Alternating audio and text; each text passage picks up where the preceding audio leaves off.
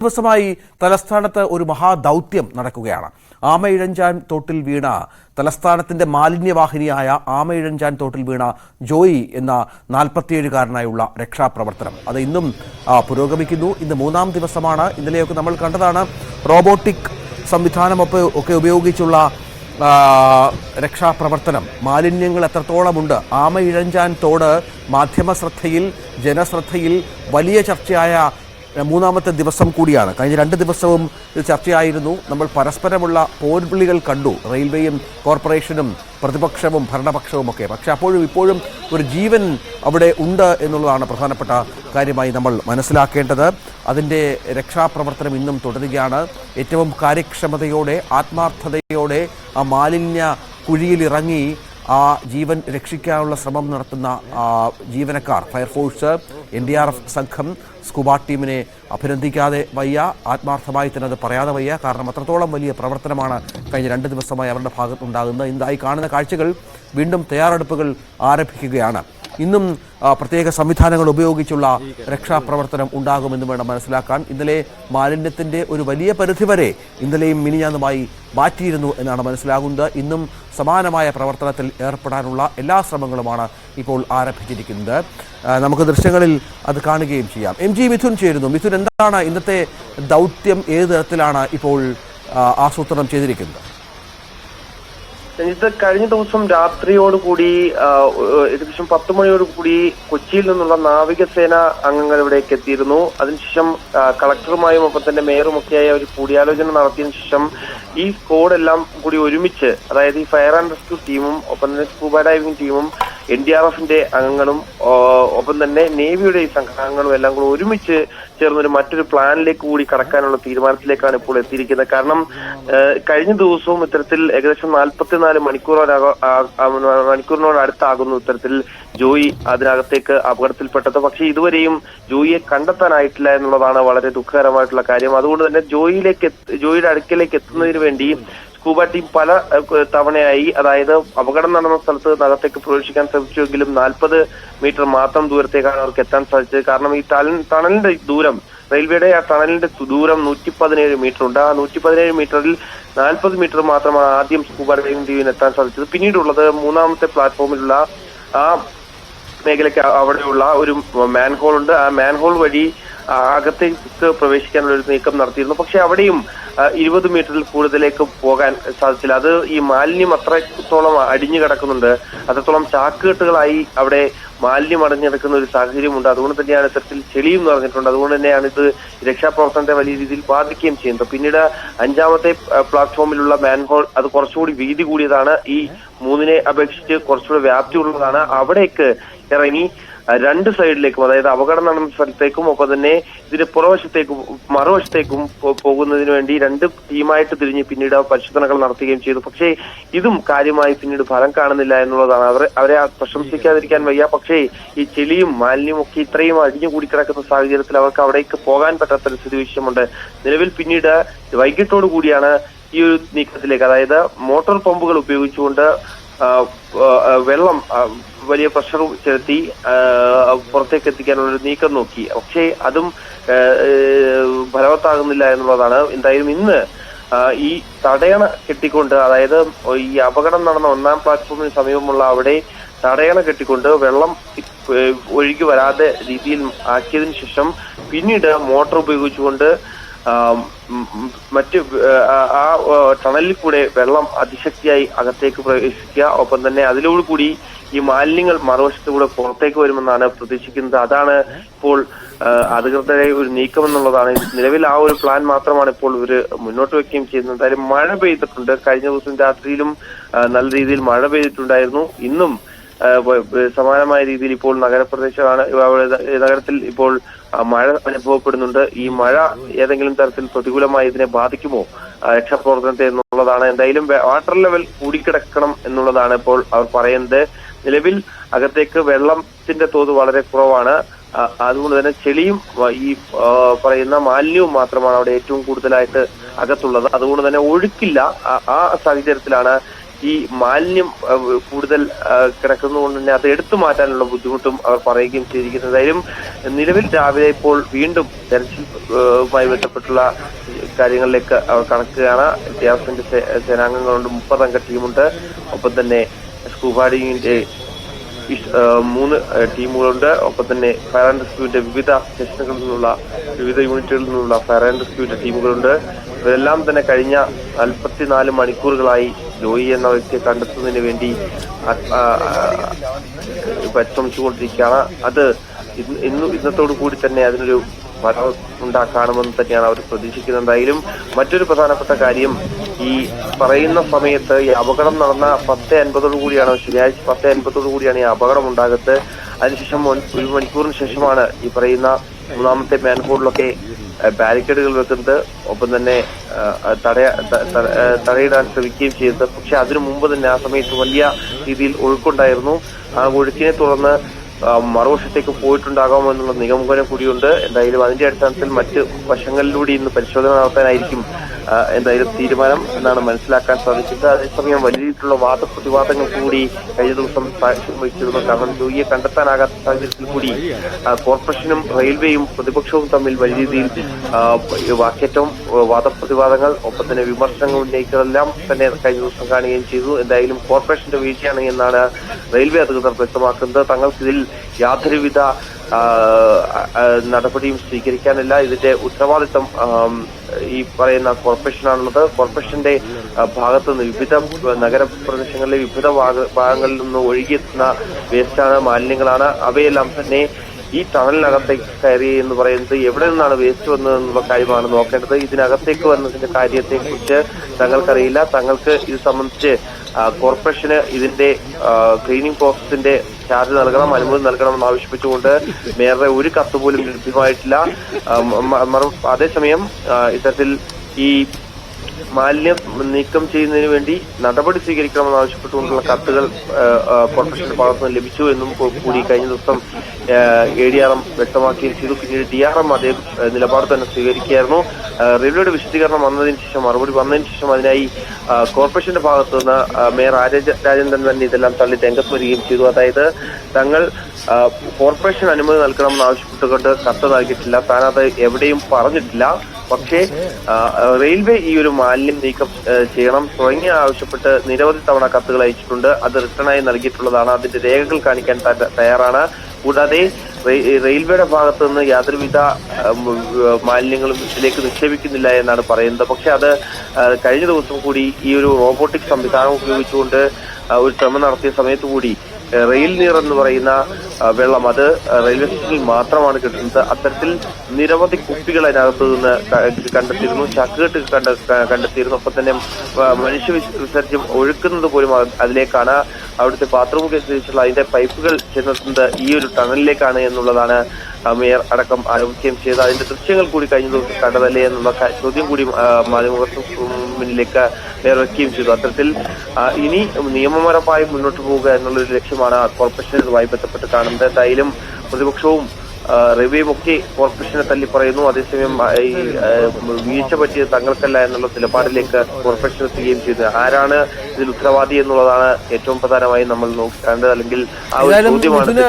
ഇന്നെങ്കിലും ഇതിലൊരു വ്യക്തമായ ഒരു തീരുമാനമുണ്ടാകുമെന്ന് പ്രതീക്ഷിക്കാം. കാരണം കഴിഞ്ഞ 2 ദിവസമായി നേരത്തെ പറഞ്ഞ പോലെ എത്ര തോതിലാണ്, എത്രയോ തരത്തിലാണ് ഈ ഹാർഡ് വർക്ക് നടത്തുന്നത്. അത് നമ്മുടെ നഗരഹൃദയത്തിലൂടെ ഒഴുകുന്ന ഒരു തോട്ടിൽ നിന്ന് ഒരു മനുഷ്യജീവൻ രക്ഷിക്കാനായി എത്ര ശ്രമകരമായ, ഒരുപക്ഷെ ഇത്രയും വലിയൊരു ദൗത്യം സംസ്ഥാനത്ത് ഇത്രയധികം നീണ്ടുപോകുന്നതും ആദ്യമായിരിക്കും. ഇന്നലെ റോബോട്ടിക് സംവിധാനം ഉപയോഗിച്ചു, റോബോട്ടുകൾ ഇറങ്ങി മാലിന്യങ്ങൾ നീക്കം ചെയ്യുന്ന കാഴ്ചയൊക്കെ നമ്മൾ കണ്ടു. മറ്റെന്തെങ്കിലും NDRF സംഘത്തിൻ്റെ സാന്നിധ്യമുണ്ട് അവിടെ, സ്കൂബ ടീമുണ്ട്. ഇതുവരെ ഈ പ്രവർത്തനങ്ങൾ ഏതു ഘട്ടത്തിലായി എന്നുള്ളതാണ് ഇപ്പോഴുള്ള തടസ്സം. ഇത് കണ്ടെത്താൻ എന്താണ്? മഴയുണ്ട്, ഒഴുകി വീണ്ടും മറ്റു സ്ഥലങ്ങളിലേക്ക് പോകാനുള്ള സാഹചര്യങ്ങളുണ്ട്. കുറച്ചുകൂടി എന്തെങ്കിലും അത്യന്താധുനികമായ കാര്യങ്ങൾ ഉദ്ദേശിക്കുന്നുണ്ടോ? നേവിയുടെ സംഘവും ഒക്കെ എത്തിച്ചേർന്നു ഇന്നലെ വൈകുന്നേരം എന്നാണ് മനസ്സിലാക്കുന്നത്. രഞ്ജിത്ത്, അതായത് നിലവിൽ ഈ ടണലിൽ 117 മീറ്ററുള്ള ഈ ടണലിൽ തന്നെ ജോയി ഉണ്ട് എന്നാണ് ഇവർ വിശ്വസിക്കുന്നത്. അല്ലെങ്കിൽ അങ്ങനെ ഒരു പ്രതീക്ഷയാണ് ഇവർക്കെല്ലാം ഉള്ളത്. കാരണം അതിനപ്പുറത്തേക്ക് പോയിട്ടുണ്ടാകില്ല, ഒഴുകി പോകാനുള്ള സാധ്യതയില്ല എന്നാണ് കരുതുന്നത്. കാരണം ഈ ടണലിനകത്ത് 1-2 കർവുകളുണ്ട്. അപ്പൊ തന്നെ ഈ മാൻഹോളൊക്കെ ഉള്ള സ്ഥലത്തിന് മുമ്പ് ഈ വലിയ രീതിയിൽ മാലിന്യം കുമിഞ്ഞുകൂടി കിടക്കുന്നുണ്ട്. അത്തരത്തിൽ ചാക്കുകെട്ടുകൾ പോലെ കുമിഞ്ഞുകൂടി കിടക്കുകയാണ്. അതുകൊണ്ട് തന്നെ ആ സമയത്തേക്ക് ഒഴുകിപ്പോകാൻ സാധ്യത കുറവാണ്. എങ്കിൽ പോലും തന്നെ അത് എത്രത്തോളം ശരിയാകുമെന്നുള്ള കാര്യത്തിൽ സംശയമുണ്ട്. കാരണം പുറത്തേക്ക് പോകാനുള്ള സാധ്യതയും അവർ കാണുന്നുണ്ട്. പക്ഷേ ഈ 117 മീറ്റർ തന്നെ ഉണ്ട് എന്നുള്ളതിന്റെ ഒരു അടിസ്ഥാനത്തിൽ കൂടിയാണ് ഇപ്പോഴും പരിശോധന നടത്തുകയും ചെയ്യുന്നത്. പക്ഷേ മുഴുവൻ പ്രദേശങ്ങളിലെ, അതായത് ഈ 117 മീറ്ററും കവർ ചെയ്യാൻ ഈ സ്കൂബ ടീമിന് ഇതുവരെ സാധിച്ചിട്ടില്ല. കാരണം മാലിന്യം നീക്കം ചെയ്യാതെ അവർക്ക് അകത്തേക്ക് പ്രവേശിക്കാൻ സാധിക്കുന്നില്ല. ഒരാൾക്ക് മാത്രം അത് കിടന്നുകൊണ്ട് അകത്തേക്ക്, അതും പുറകിലേക്ക് നടന്നു നീങ്ങാൻ മാത്രമേ ഇവരെ കൊണ്ട് പറ്റൂ. കാരണം അതല്ല എങ്കിൽ ഇവർക്ക് തിരിച്ച് പുറത്തേക്ക് കടക്കാൻ പറ്റില്ല. അത്രയും ചെറിയ ടണലാണ്, ബ്രിട്ടീഷുകാരുടെ കാലത്ത് പണിഞ്ഞിട്ടുള്ള ടണലാണ്. അതിനെക്കുറിച്ച് റെയിൽവേക്ക് പോലും വലിയ രീതിയിൽ ധാരണയില്ല എന്നാണ് പ്രധാനമായും കോർപ്പറേഷൻ അധികൃതർ പറയുന്നത്. അത്തരത്തിൽ അതിന്റെ ഒരു പ്ലാനോ അല്ലെങ്കിൽ സ്കെച്ചുകളോ ഒന്നും തന്നെ റെയിൽവേയുടെ ഭാഗത്തു നിന്നില്ല, അല്ലെങ്കിൽ അത് നൽകുന്നില്ല എന്ന് കൂടി അവർ പറയുന്നുണ്ട്. പക്ഷേ റെയിൽവേ പറഞ്ഞത് കൃത്യമായി ഇതിനകത്തേക്ക് 2 കർവുകളുണ്ട്. അതെല്ലാം തന്നെ നേരത്തെ അറിയിച്ചിട്ടുള്ളതായിരുന്നു.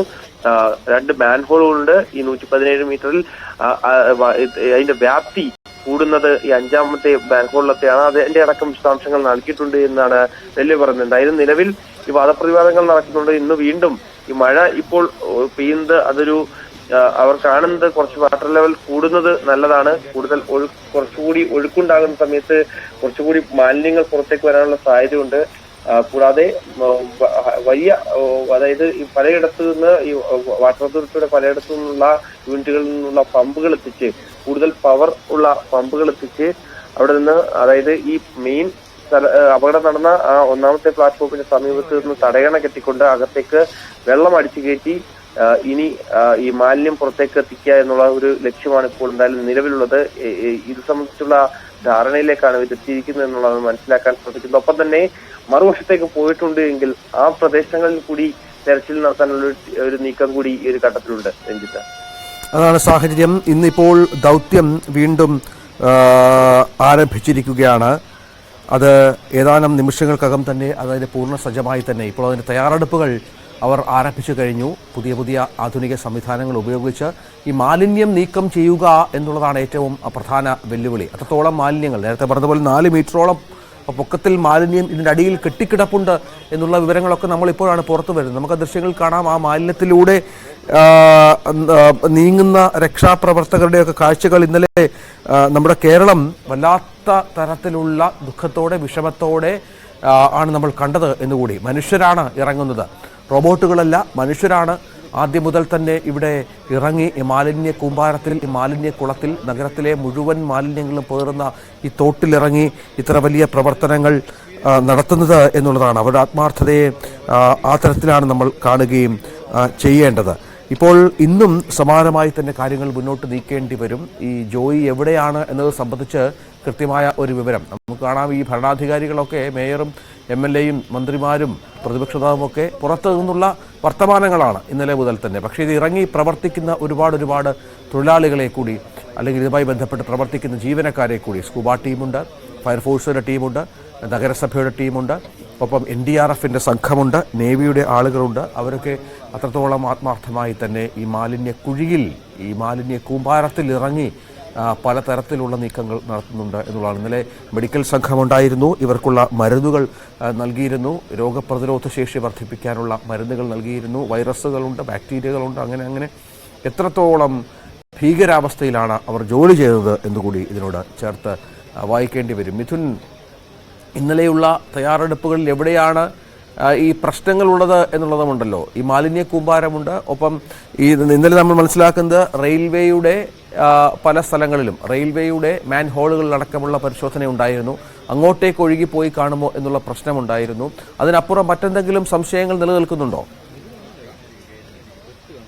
നിലവിൽ അതായത് ഈ 117 മീറ്ററുള്ള ടണലിനകത്ത് തന്നെ ജോയി ഉണ്ട് എന്നുള്ളൊരു നിഗമനമുണ്ട്, അല്ലെങ്കിൽ പ്രാഥമിക നിഗമനം മാത്രമാണ്. അത്തരത്തിലൊരു പ്രതീക്ഷ കൂടി അവർക്ക് ഉണ്ട് എന്നുള്ളതാണ് സംഘാംഗങ്ങൾക്കുള്ളത്. കാരണം അതിനപ്പുറത്തേക്ക് പോകാൻ സാധ്യതയില്ല എന്ന്, അത് വിരളമാണ് എന്നാണ് അവർ പറയുന്നത്. കാരണം ഇത്രയും അധികം ഈ 117 മീറ്റർ ടണലിനും മുഴുവനും ആ മാലിന്യങ്ങൾ നിറഞ്ഞു നിൽക്കുകയാണ്.